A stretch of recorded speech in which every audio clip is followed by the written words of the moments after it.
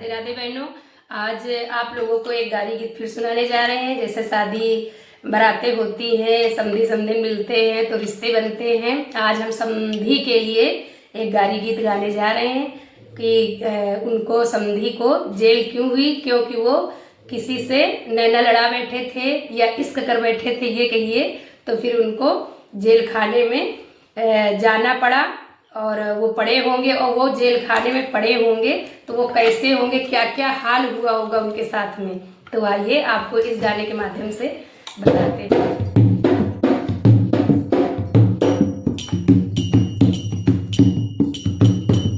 और हमारी एक बहन की फरमाइश भी थी कि प्लीज एक गाड़ी गीत और सुनाइए, तो आइए आप।